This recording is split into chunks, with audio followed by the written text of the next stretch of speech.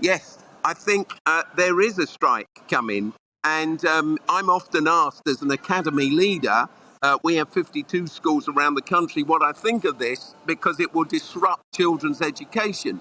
All I can tell you is that we have thousands of children in homes right now who cannot, there's no money to feed them. One of our head teachers wrote to me yesterday just to say that she'd been into a home with 2 children from the school who'd not eaten for 2 days. There were 7 other adults and children living in a squash flat. It was freezing cold, and she gave them enough food for the week. So we have to reach a place where the state is taking care of people. We can't be in this situation where we have this growing divide between the rich and the very, very, very poor, this gulf. So, but we're stuck in that. A strike will be painful, Alastair, but yeah. But people have the right to call for more, don't they? OK, yeah, but it's fascinating how you broadened it out there, because I don't speak for the government. I don't hold a candle for them either, as you well know. But the government would say on that last point that you've made, the teachers have got job security, and it's not a bad salary. But in terms of the children are concerned, they have attempted as a government to protect universal credit. They have given billions of pounds to try and make those energy bills bearable. There's money coming through virtually every other week. You get to a point, Steve, and you and I have known each other for years, where government either has to say enough is enough, or, do you know what, we're going to break the bank. Yes, I realise, Alastair, it's very difficult, but I don't think it's binary either. We have more and more of our own staff using our food banks. Around the country, we've set up food banks for parents and families, and we've been running those, as you know, for years and years. But we have our own staff using those food banks all of the time.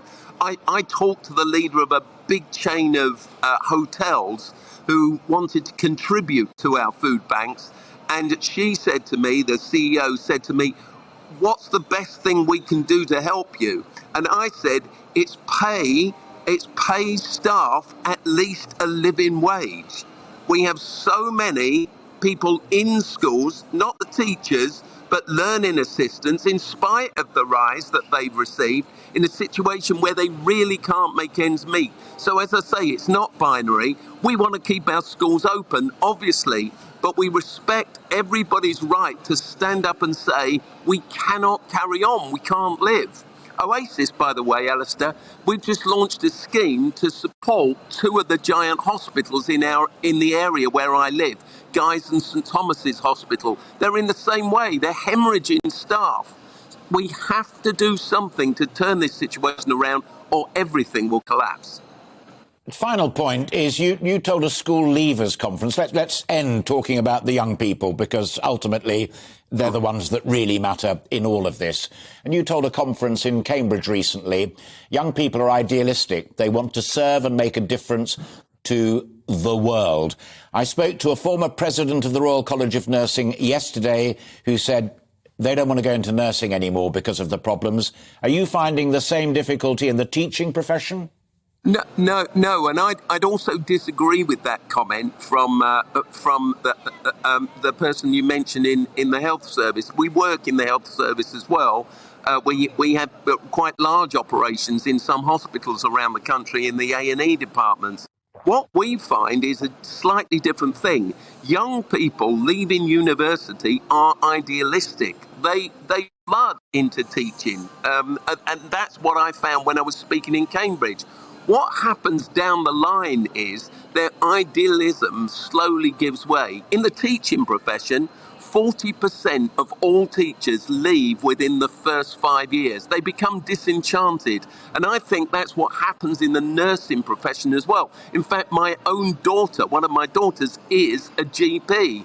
And she sees it happening all the time. I remember her delight at becoming a doctor. Now it's a grind for her with no support. I think that that's our major problem. I think it's really profound debate. I genuinely do. And I actually think it's a lot more than simply the weekly wage or the monthly wage. Steve, you always deliver. It's a pleasure to talk to you. Contentious, we often disagree, but clarity is always welcome. Very best to you and the family. Have a terrific weekend, and thanks for finding time for us. Thank Steve you, Chalke Alastair. Thank you.